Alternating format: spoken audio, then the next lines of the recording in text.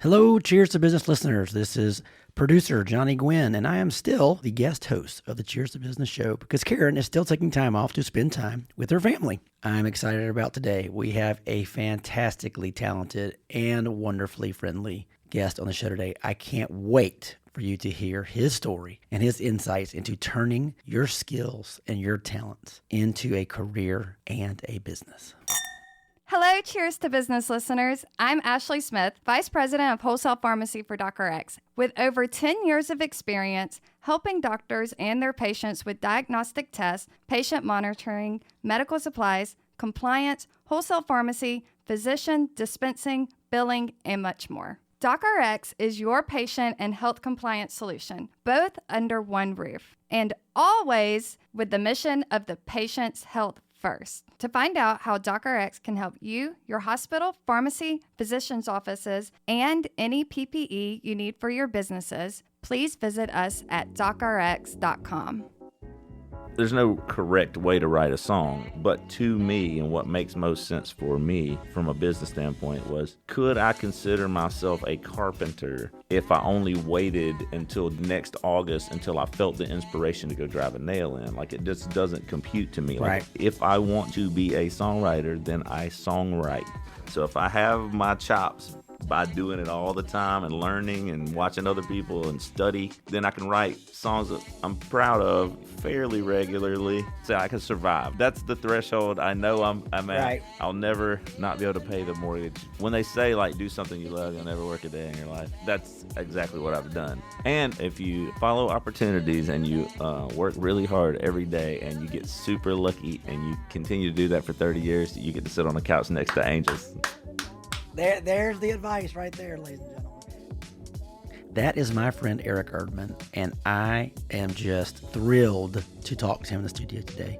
He is a singer-songwriter. He is a music producer. He is a session guitar player. He is a music business journeyman who has been around the world playing music to people that he has written either by himself or with a band. And today he is going to talk to us about how he managed to do that and some tips on how you can take what you love, your skill, your artistic endeavor, and turn that into something more serious and maybe even a new career. Hey, I'm Karen. Eric I'm a former Erdman, welcome to CPA, the Cheers to entrepreneur, Business business podcast. consultant with I'm big glad ideas. to be here. You are Welcome to very Cheers to talented. Business. You do what my heart wishes I could do. You get in front of people, you play something that you wrote, you either entertain them or you ask them to be your patrons, and you've made a career out of singing songs and playing music, have you not? I have, and that's as shocking to me as it is to anyone else. How long have you been doing it? I mean, my first gigs were in, I guess, 95. So 1995. I hired you 96. in 96 with Method to Madness. That's on right. the bar. I knew you were going to be something special then. We're still working on that part. Eric just finished playing in Isla Mujeres, Mexico. My family, my wife and I went to go see him. It was something spectacular. And as I was sitting next to the ocean, eating fresh seafood out of that ocean, watching you perform with two of your friends at this island fest, I said, wow, Eric has figured out through life how to make playing work and work to play. And I want to talk about that too, because other people have talents too, but don't quite know how to start out that way. How did you know music was going to be what you were going to do?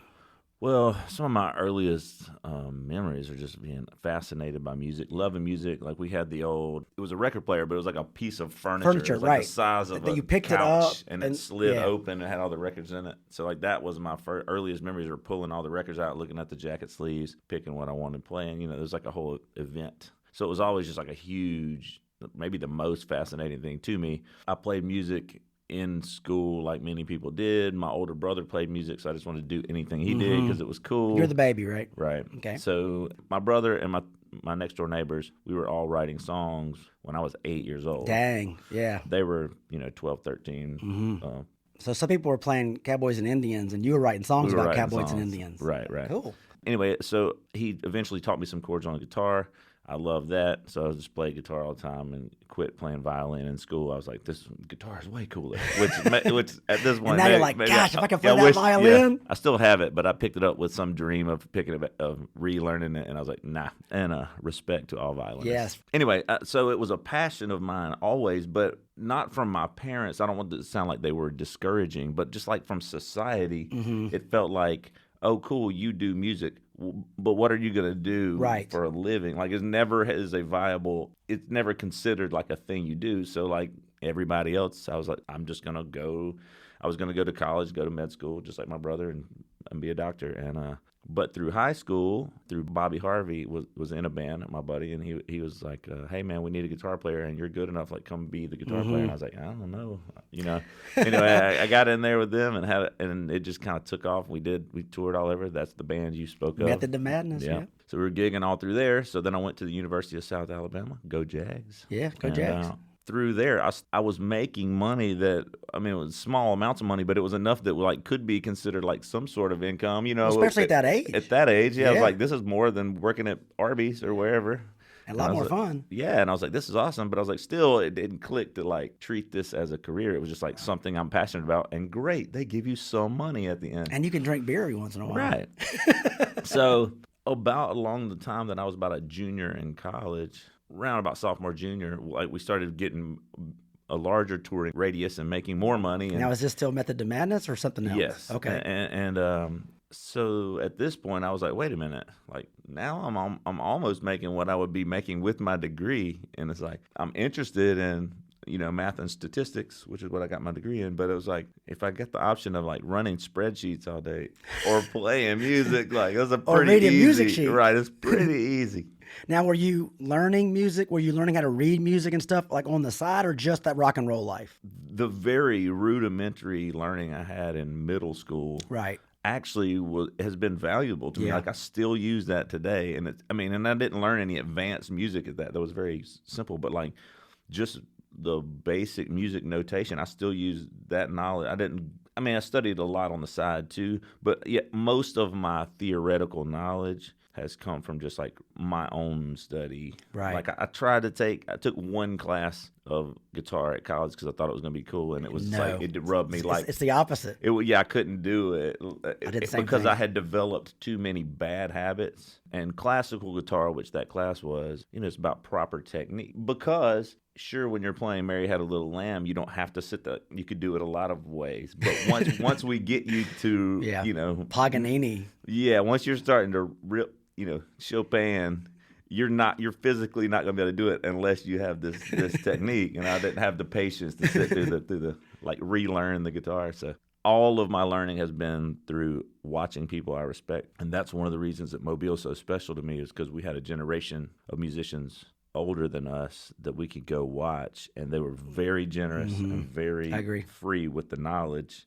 And I played with people I had no business playing with. It's like vocabulary in our industry, like how to, like the number system of music, of like what's the 4 chord, what's the 3 chord, what do you play when somebody just throws up the number 3? Like you have to know what that means. It's like a secret code, right? And I would never know that without like going and playing with the people at Veets, and they were cool enough to not only explain it to me, and then I would go study on the side, like what that was, what and that why, means, and how get it under my hands. But then you'd go in there and they'd say, come sit in for an entire set, and we're going to intentionally play stuff we know you don't know.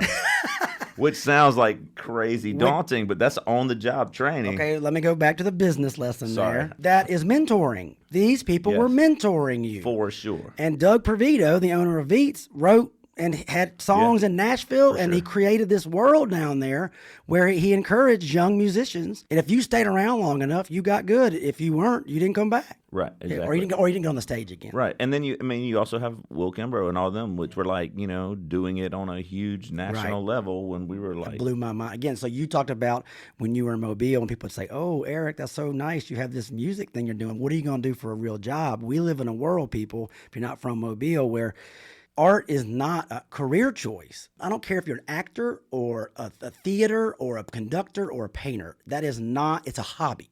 I, growing up, had Will Kimbrough with Will and the Bushmen, and someone from my hometown was on MTV and signed to a national record contract. And at that point, it said, whoa, you can do it. Like, you don't have to be in New York, LA, Chicago. People can, if they're talented, they stick with it long enough, they can do it. I feel like those things were subconsciously in my mind from those, Right. because Phil would feel a little bit like a lottery ticket. Like, yeah, they did it, so it is possible, but it's still a long shot.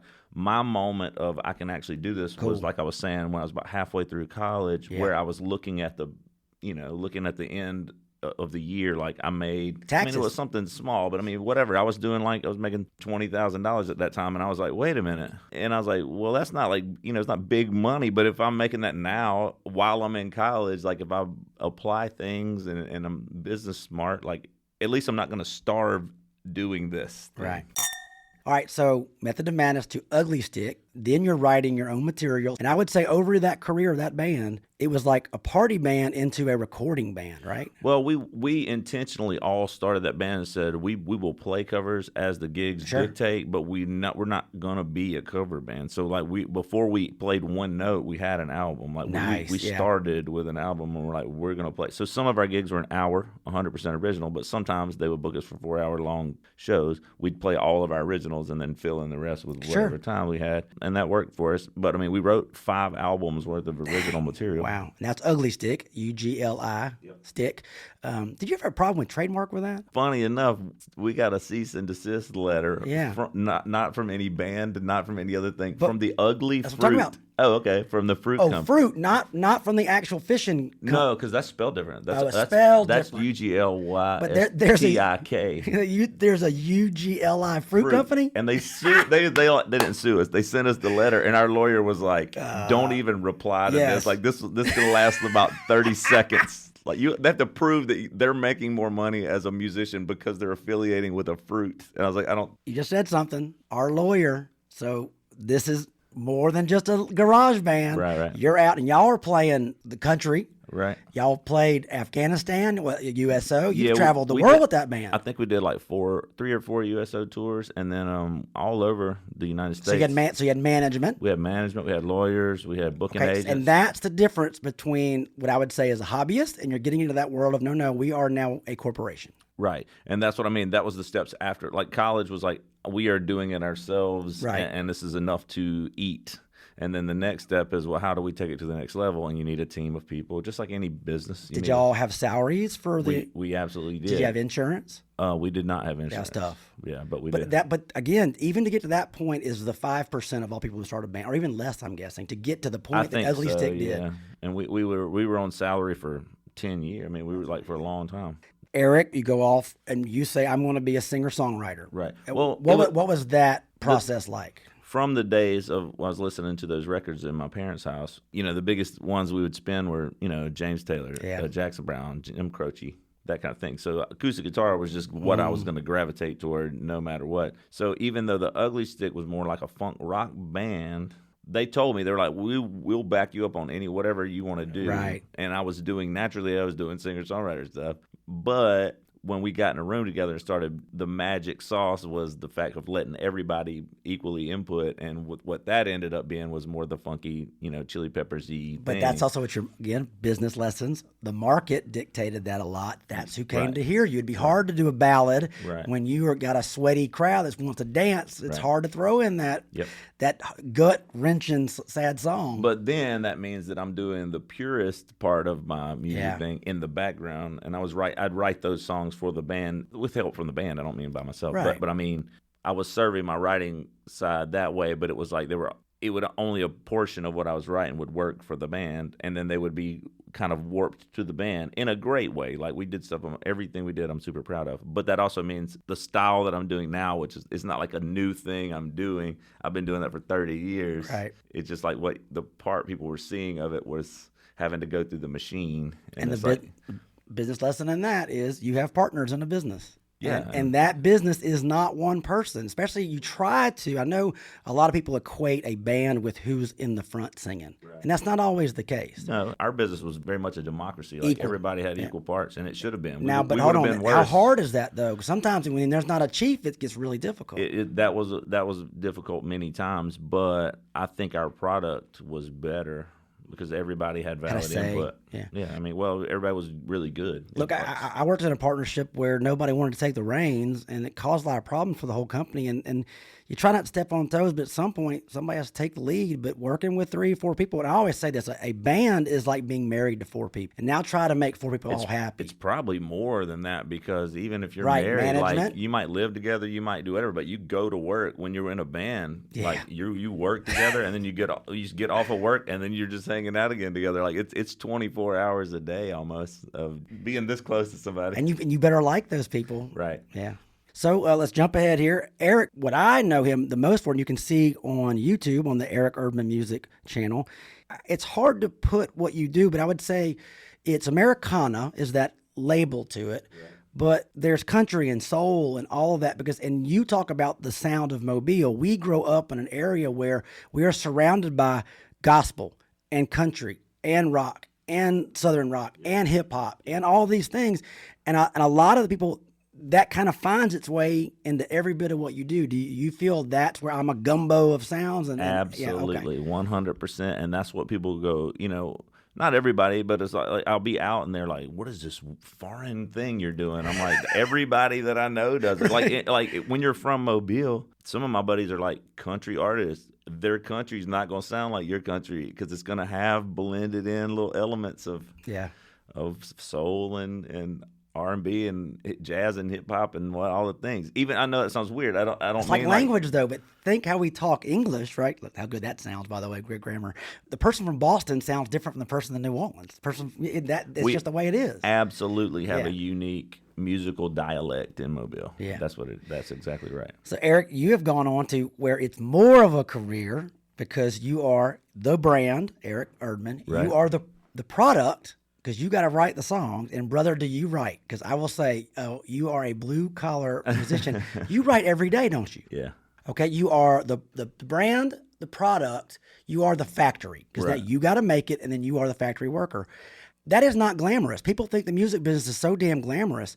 How much sacrifice is it, and how hard is it to do what you've done to be able to make this a full-time career? Oh, man, there's tons of sacrifice. There's not to be all heavy, but I've missed so many birthdays and special events and things I wanted to be there for that I couldn't and got to do some cool stuff too though. Right. Well, the sacrifice, I've never been married, never had kids of my own, and it's like I could have, of course, but it's like it's just until I'm able to support them fully, that didn't feel like a thing I want to do. I'm not saying I couldn't figure out a way, but it's a thing. So there's that. You like little question mark in the back of your head, like what would have been like different. But the rewards are outweighing the sacrifices. But back to what you're saying, like being the brand, being all that stuff, working every day. There's no correct way to write a song. Like I've met people that write all these different ways. But to me, and what makes most sense for me from a business standpoint was, could I consider myself a carpenter if I only waited until next August until I felt the inspiration to go drive a nail in? Like, it just doesn't compute to me. Like, if I want to be a songwriter, then I songwrite. I can't remember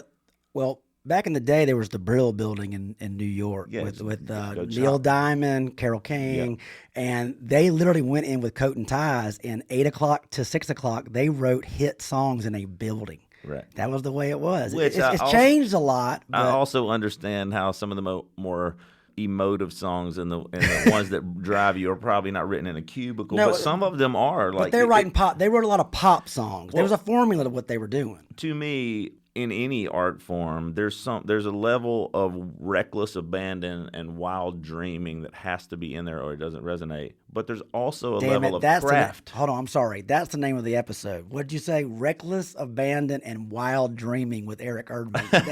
that is awesome. But that is what people that have that passion and purpose, they feel that all the time. There's a balance. Like, and what I'm saying is like there might be so much of that in your song or your painting or whatever that it's okay. We let the craft part fly, and that's how you get folk art kind of thing. Right. And that's why there's some blues songs that just gut you because they're so real, truthful. Yeah. But then there's the other side, like you're saying, Brill Building, like very precise. Those are craftsmen and women, right? And it's like the balance of those two. Like if you get the emotive side and you have the craft to back it up, watch out. That's two sides of the brain. That's any endeavor, I would say. If you could be logical and emotional and balance the two of them, boy, you're in a good position. So as a business person and someone who is the product and the factory and all these things, I can't work on the emotive part. I can just like try to feel more, but I can control this part of the process. So if I have my chops by doing it all the time and learning and watching other people and study, then I can write songs that I'm proud of fairly regularly. Like all songs are not going to be great, but cull those out. That's the other thing you got to be good at. Like, no, editing. Not that one. Best thing I heard was write hot, edit cold. A record has, let's say people are still making records, which you do.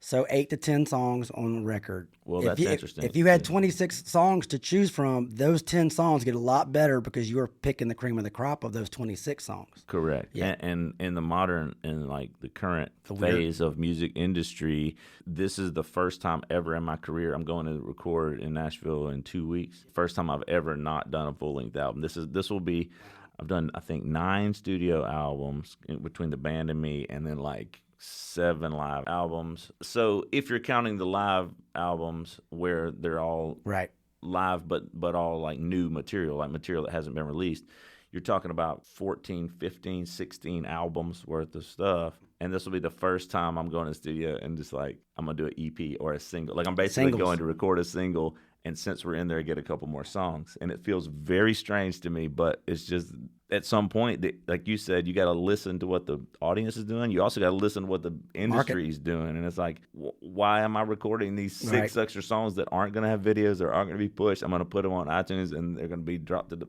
bottom of the thing. Right.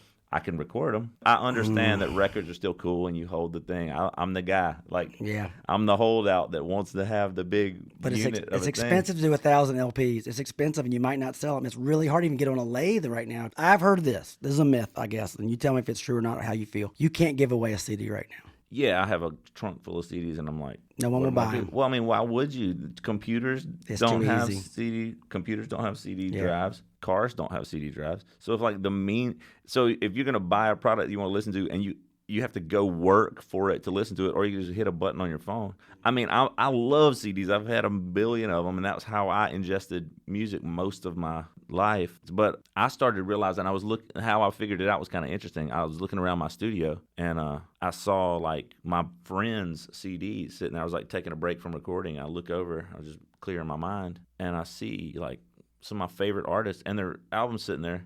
I'm a CD sitting there, and it's still in the cellophane. And I had a moment, and I was like, what kind of jerk are you? Your friend gave you an album, and you didn't listen to it? And I picked it up. I was like, what in the world? And then I picked it up and looked at it, and then I turned it over, and I was like, no, I've listened to that song like 5 times. I listened to that song. I've listened to this end to end. And I was like, well, why is it still? And then I was like, I bought it at the show, got my car, couldn't listen to it. So I just listened to it on my phone. So like, even me, like, I'll buy your CD and then just have a placeholder because I'm listening to it on my phone. So I have an Eric Erdman playlist, which is private. I probably should put it as public so everybody gets it. So it's songs that I have of yours. But all the CDs I've either gotten from you or you've given me is in a drawer, and most of them have a cell phone on it because it just... Also, I don't sell or give away a CD that I have a personal connection with a person on it. That's, something that I do. But I was like, if Eric ever came here and saw that, he'd go, that jerk has never listened to a single CD I've given him. No, I would be like, maybe before I had my revelation, but after that, I'm like, oh, that's what's happening to everybody. Because I mean, like I said, I'm a big fan of that, of having a one unit and you listen to the flow of the album. I do hate it's going to singles market because I'm from the era where you thought of how this song flowed into that song. It's a beautiful, it's a beautiful thing. It's like writing a novel with every chapter making sense how it works. But I mean, just the market has dictated, like, you can do that if you want to, but like what we're buying, at least 2 standard deviations in the bell curve are buying singles, and we don't care about. There's outliers. Or they're listening to it for pennies on the pennies of the pennies on Spotify, which is, again, you still want that. You still want people listening to your music regardless of how they're doing it, correct? Yes, but And follow him, for goodness sakes. Go follow Eric Erdman on Spotify. That's the simplest thing you can do, and it really helps you with other people discovering you. So one of the most interesting things, since we're speaking business, from a business model standpoint, this has boggled my mind, and it still does. But it's just the industry. The people have spoken. But in capitalism, if I want to make microphone stands, and mine is better than anybody else's, and everybody hears about it, and they all go, "You're right. We love this. You make more money," and the guy got booted out, and you're the top of the mountain.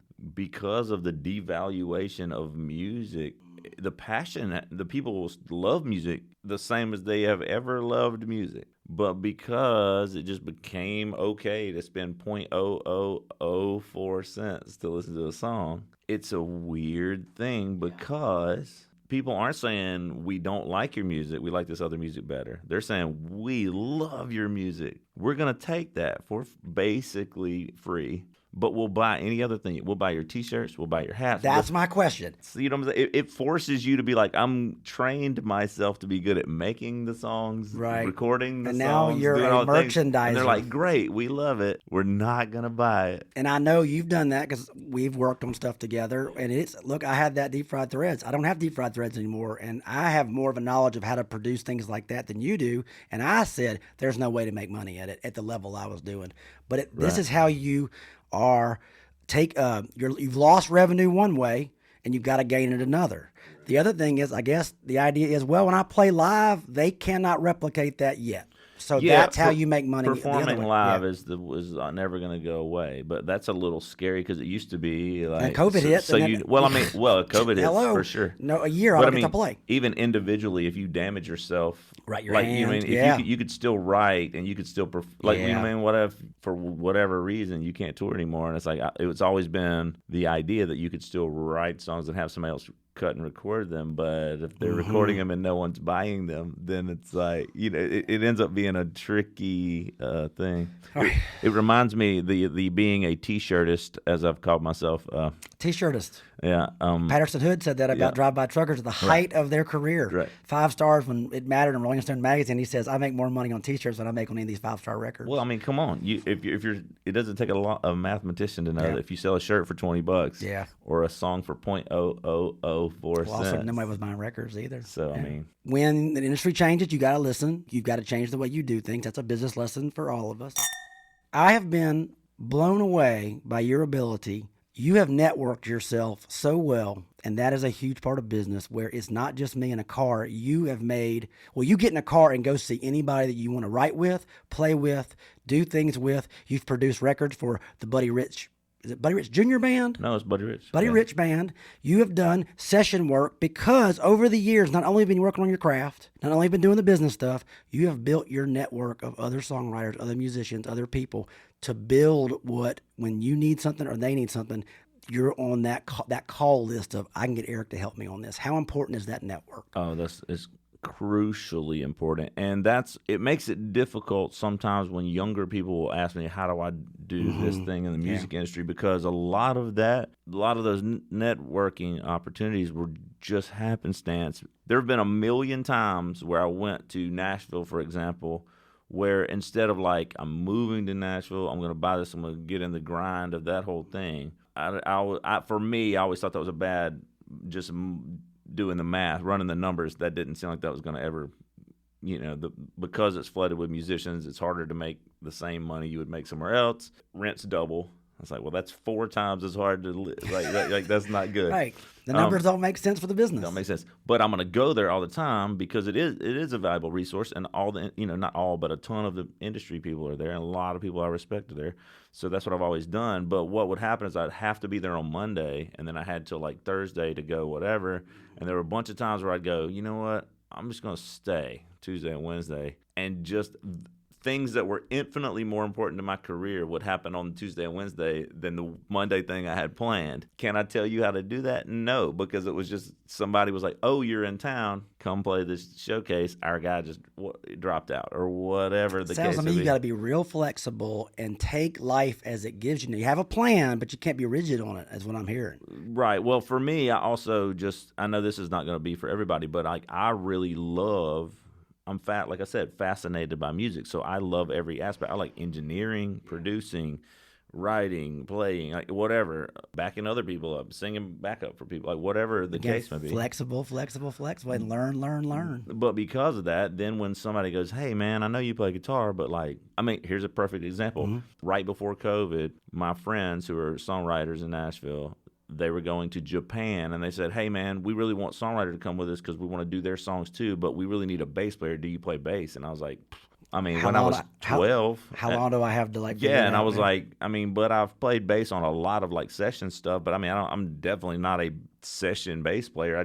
If it's simple, I do all right for a guitar player faking bass is what it basically boils down to. And they said, cool, you're hired. So they flew me to Tokyo to play my songs. Wow. But and play bass for them. But also, you're more than just a bass player. We also got a singer. We also got, we need songs. Eric's got songs. and also you're easy to get along with. Thank you for that. But that's a big deal. You don't want to be on tour with somebody who's a jerk because there's too many. Like you said, in Nashville, there's so many great players. If I can get 10 great players, why would I pick the jerk? So that's important.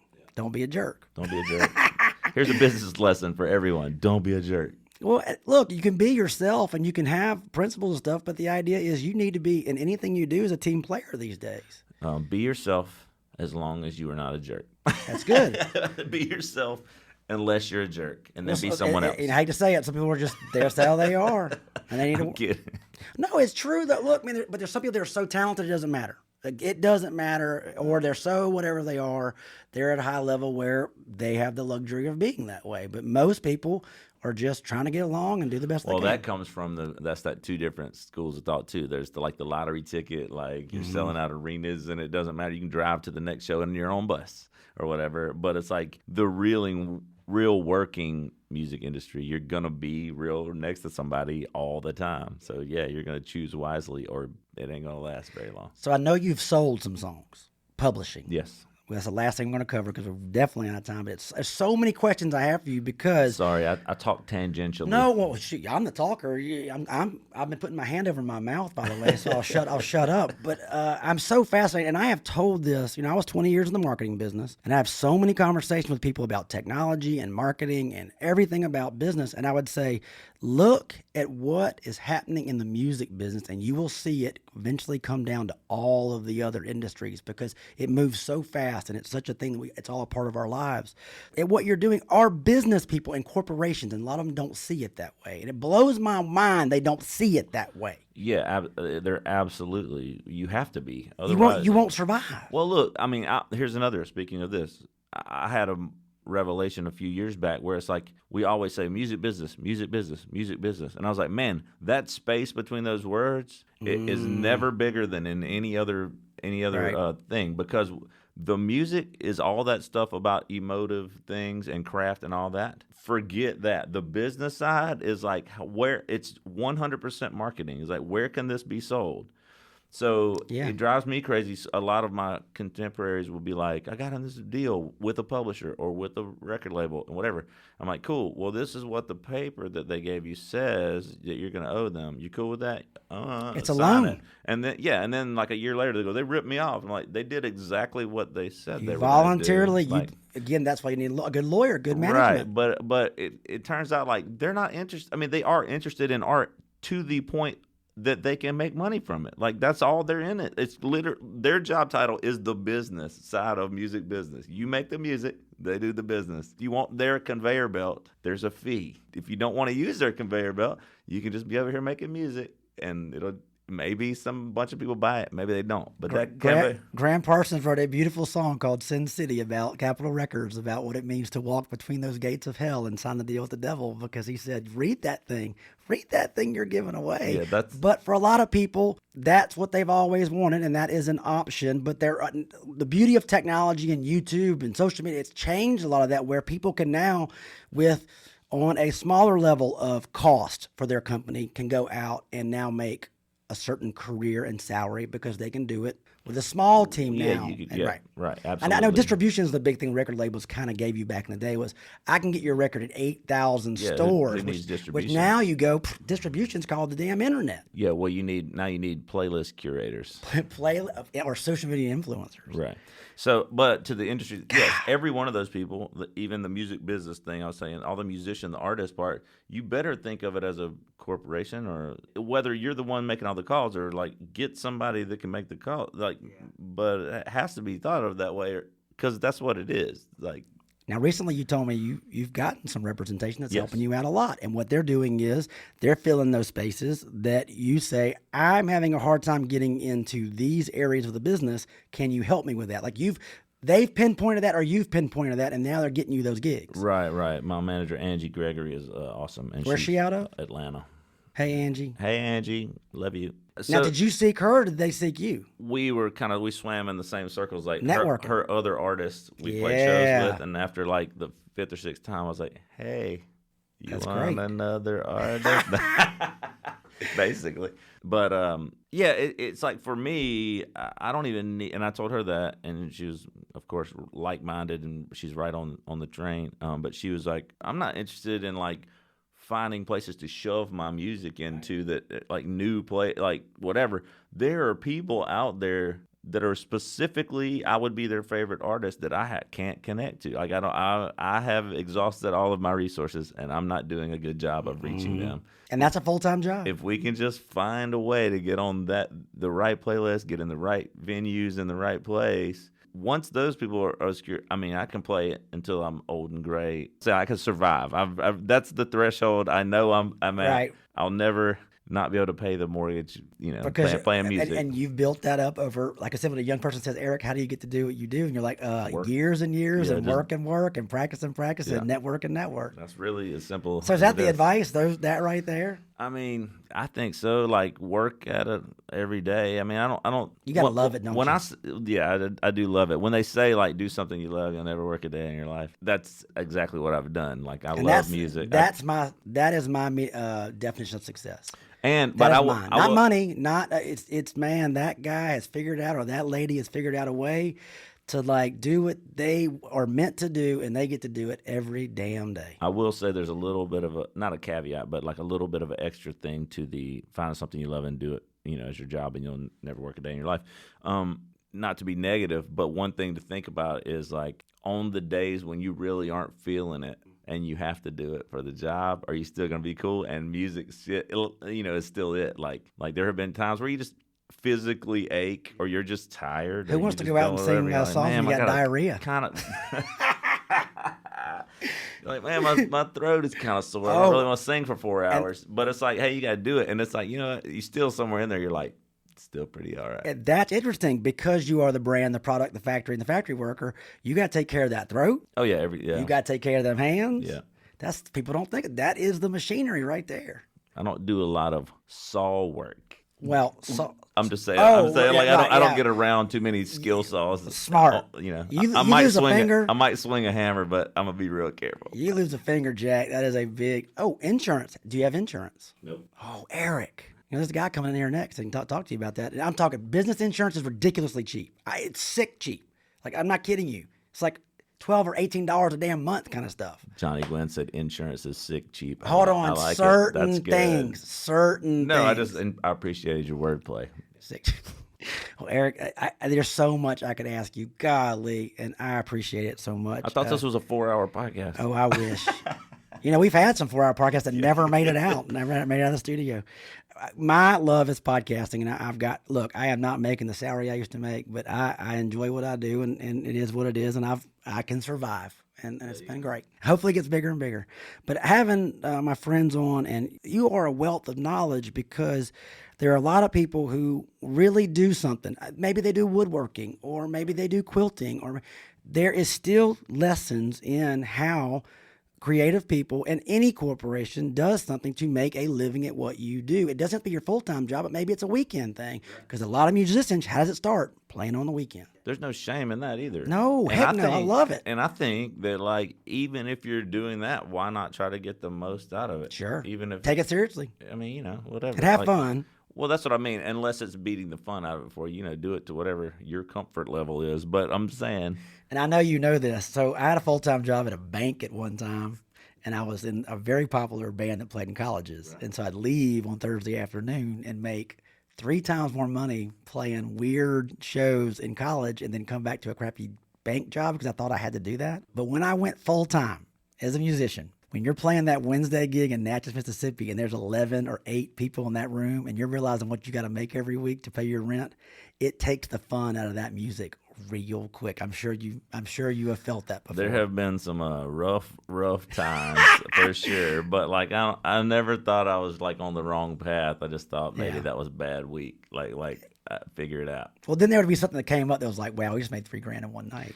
Yeah, and like you said, it's very philosophical to say, it's not about the money, but like you have to make enough money or else it's not a business anymore, and then you're just making, right. You got to make there's a bottom line. You got to make calculated decisions. You can't keep going in debt because you're doing something. It has to make sense at some point. Heck, even the IRS says it at one point. You got 10 years till you try to make a profit. Right. But look.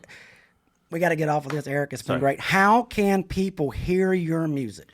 Eric Erdman Music. You can just Google it or ericerdmanmusic.com, and it should pop up on all your. And people listen to me. He does a thing called Fresh Song Friday, and it's on Facebook. It's on YouTube. This man puts up a new song. I was probably like, you probably write every day, right? Do you pick your favorite song for that Friday? I don't structure it so hard that I have to write. Like, it's not like 8 a.m. I write. But it's like I'm just gonna get up. It's a part of my natural normal process, and so it makes it real hard to ever get writer's block because it's like it's just right. It's awesome. And it's great because you're Fresh Friday because I think it's called like and the Freshies would be when you bring on somebody you're playing with. Right. By the way, that one with the crickets and the yeah. I'm telling you guys, if you're going to listen to one. I love those. What song is that? What sounds like Motown-y? Yes. Oh, It Could Only Be Written Now. Okay, that one, I heard that one at like 4 a.m, and I was about to go to bed, and I was wide awake for another 30 minutes watching your stuff. It was so good, but they sing, like angels, literally. Oh, yeah. Angels on earth singing on a couch right next to Eric on the Fresh Friday. If you follow opportunities and you work really hard every day and you get super lucky and you continue to do that for 30 years, you get to sit on a couch next to angels. There's the advice right there, ladies and gentlemen. Eric, this is great. At the end of every show, we do a cheers, okay?